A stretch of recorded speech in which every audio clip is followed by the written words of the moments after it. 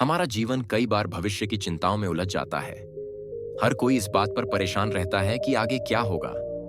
लेकिन क्या आपने कभी सोचा है कि भविष्य की चिंता करने से हम अपने वर्तमान को भी खो देते हैं? यह कहानी एक व्यक्ति की है जो जीवन की छोटी छोटी खुशियों को नजरअंदाज कर केवल भविष्य की चिंता में डूबा रहता था। आइए जानते हैं कि कैसे उसने अपनी सोच बदली और अपने जीवन को सही मायनों में जिया। गांव में रहने वाला रमेश एक मेहनती किसान था।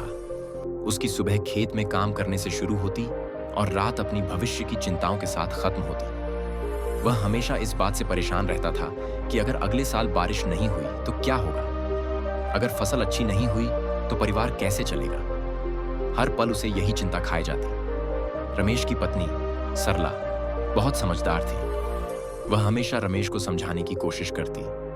भविष्य की चिंता मत करो, जो कुछ तुम्हारे हाथ में है वही करो। लेकिन रमेश उसकी बातों पर ध्यान नहीं देता। एक दिन गांव में एक साधु आए। लोग कहते थे कि वह बहुत ज्ञानी है और हर किसी की समस्या का समाधान देते हैं। रमेश को जब यह पता चला तो वह उनके पास गया और अपनी चिंता साझा की। रमेश ने साधु से कहा, महाराज, मैं दिन रात मेहनत करता हूं, लेकिन फिर भी मुझे डर लगता है कि मेरा भविष्य सुरक्षित नहीं है। अगर कुछ गलत हो गया तो मेरा परिवार क्या करेगा। साधु मुस्कुराए और बोले, बेटा, यह चिंता तो हर किसी के मन में रहती है, लेकिन क्या तुम्हें पता है कि तुम अपनी इस सोच से क्या खो रहे हो?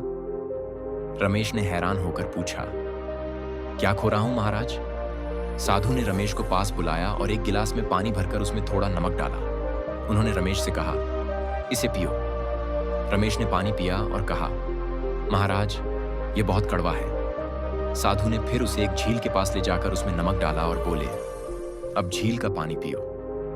रमेश ने पानी पिया और कहा, महाराज, यह तो मीठा है। साधु ने मुस्कुराते हुए कहा, तुम्हारी चिंताएं इस नमक की तरह हैं।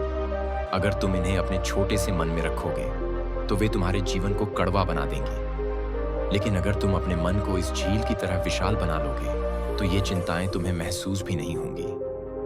साधु की बातें रमेश के दिल में उतर गईं। उसने समझा कि उसकी चिंताएं केवल उसके डर की वजह से बड़ी लगती हैं। उसने तय किया कि अब वह केवल अपने वर्तमान पर ध्यान देगा और जो उसके हाथ में नहीं है उसकी चिंता छोड़ देगा। इसके बाद रमेश ने अपने खेत में पहले से भी ज्यादा मन लगाकर काम करना शुरू कर दिया। उसने अपनी पत्नी और बच्चों के साथ समय बिताना शुरू किया। धीरे धीरे उसकी मेहनत रंग लाई और उसकी फसल अच्छी होने लगी।